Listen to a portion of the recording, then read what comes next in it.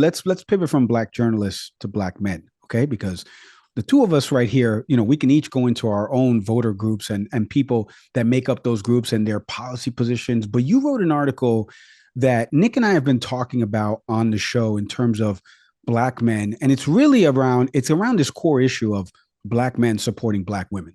And you wrote this article talking about this group that really feels like it's their time to make an imprint on the 2024 election by supporting Kamala Harris. So I'm curious for you first, take people inside this article and this group that's in Atlanta, because obviously we know Georgia, we know the margin of victory from Trump's phone call, right, to, to Secretary of State Brad Raffensperger. So we know that it's such a thin margin.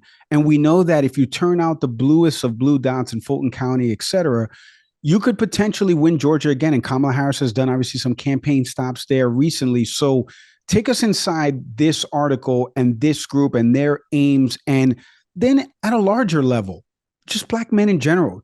The Trump campaign feels like they're making inroads with African Americans. I know they're making inroads with Latinos, and I can explain that in another episode, but explain to me, are they making inroads? Is it, back to your overarching point, is that message landing?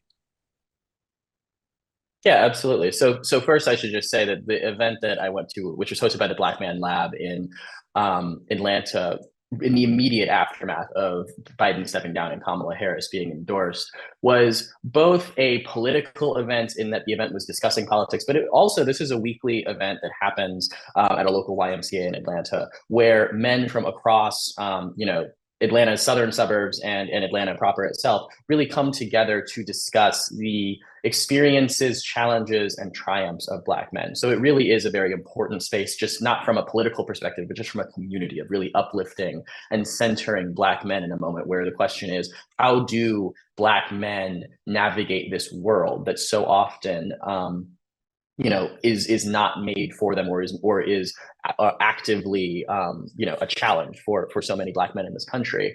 And that was a very interesting and I think important space to ask this question of Black men supporting Black women, Black men supporting Kamala Harris specifically, because it wasn't from a place of the vote being necessarily taken for granted. It was from a place of centering the humanity of Black men and what Black men truly want and need.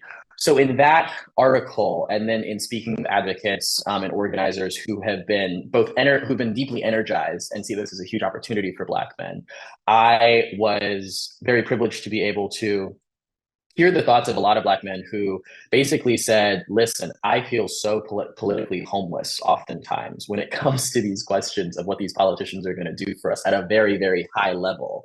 And that the opportunity that Harris is presenting, if she really follows through on it, that organizations like Win with Black Men and others are really pushing her to do, is that this can be an opportunity for Black men to finally have an unadulterated outlet in politics at a very high level. And I don't mean to take away from the fact we literally had a Black man president. Joe Biden is surrounded by Morehouse men. He will joke about that all the time, and many other Black men. But this was a moment where, because Kamala Harris knows, and the Democratic Party knows, that to win a state like Georgia, you need to energize the Democratic base, the traditional Democratic base, as much as possible. And so much of a base in a state that is very Black, like Georgia, is Black men. It is in her deep interest, if she wants to win states like Georgia, like North Carolina, and frankly, like the Midwestern states of like Michigan and Wisconsin, she's going to need to re-energize Black men and help them see an opportunity in her, because, the interests have changed over time. One thing that I talked about a lot in my article is that for so long, Black men have been seen as only wanting to do things on criminal justice reform, or, like Black voters in general, only really caring about voting rights, for instance. And those have been the overriding priorities of Black voters for decades, with clear reasons for why.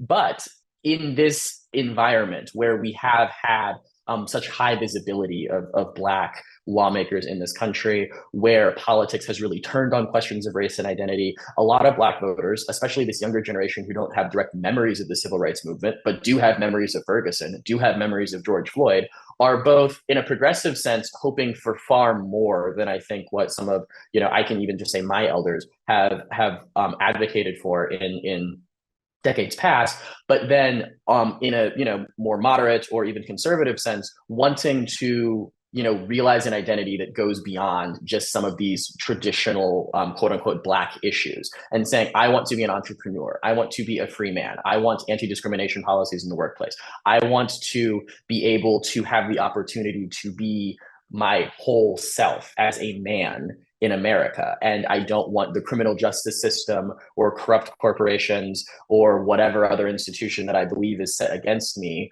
to stop me in doing that. And that is driving so much of both the what the win with black men and other democratic or left leaning groups that are doing to try and win black men, but then also when the Trump campaign looks at black men at the moment and says, oh, you are deeply frustrated, you do not feel like you have been seen, I want to play on that. I want to play on that frustration. I want to show that there's another opportunity here. And maybe that means you don't vote, or maybe it means that you come into our fold. This is why Congressman Byron Donalds and others have been going out and really trying to court black men, because they see you have, that like Trump's vision of a, deeply divided, almost tribalistic view of the nation might be able to appeal to men who just say, I just want to be me. Why can no one let me be me? And Trump will say, well, I'll let you be you. And that's basically the message. The question is, does Kamala Harris have a countervailing message? And the Democrats believe that they have a very, very strong one. And you have been seeing a lot more energy. I mean, the DNC was just absolutely filled with Black lawmakers basically saying that this is their number one priority of both combating direct sexism against Kamala Harris, but then also combating what they believe is misinformation about her record as a prosecutor. And then even going further, just the fact that some people might not necessarily hear, as we talked about at the beginning of the conversation, a vision or a message that she might have. That's, I think, the really important thing that Democrats are now trying to push out there, that black men, we see you, and that we have a policy agenda that will appeal to, obviously, not only black men, but really all Americans, but specifically that this is going to address the key concerns that a lot of black men have.